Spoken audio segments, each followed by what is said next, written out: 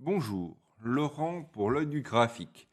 Aujourd'hui, je vais vous parler de la célèbre action Coca-Cola, action américaine cotée sur le marché NYSE.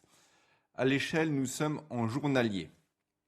Donc, chose qui est frappante, c'est qu'on a un beau gap. Le haut du gap commence à 66,41 $ et finit à 64,65 $. Vous allez me dire, on est encore loin. On est au-dessus de la SMA 200, donc il n'y a pas le feu au lac. Mais si on venait à combler le gap, une entrée vers les 64-65 serait un bon point d'entrée.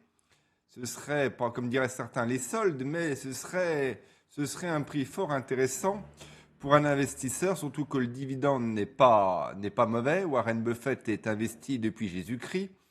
Donc, surveiller le comblement du gap, pour moi, aura du sens. Vous allez me dire, on n'en est pas encore là. Je vais vous tracer ce qui nous manque.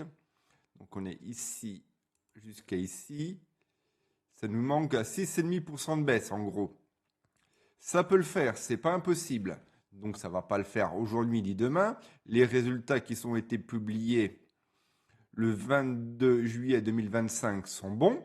Donc, il n'y a pas de raison. Mais le gap est quand même beau. Et peut-être que d'ici la fin de l'année, si Dieu le veut, Inch'Allah, comme disaient les Arabes, ça pourrait le faire. C'est parce que je souhaite, mais si ça venait à le faire, ça a été méché sur ce niveau-là, à 66,41. Ouais, ça aurait pu être un point intéressant, mais moi, je trouve que c'est trop cher. Personnellement, 64-65 comme point d'entrée, 65 $ comme point d'entrée pour acheter Coca-Cola, c'est vraiment un bon prix. Est-ce que ça va le faire? Je n'en sais rien.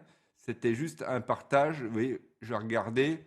On a eu un double, on pourrait pas presque dire un double top, mais oui, ça monte, ça descend, ça monte, ça descend. Dire que s'il y aura 60 $, je n'irai pas jusque-là. Mais le comblement du gap, là, c'est trop beau pour que ça ne se fasse pas. Donc c'était Laurent pour l'œil du graphique. À bientôt.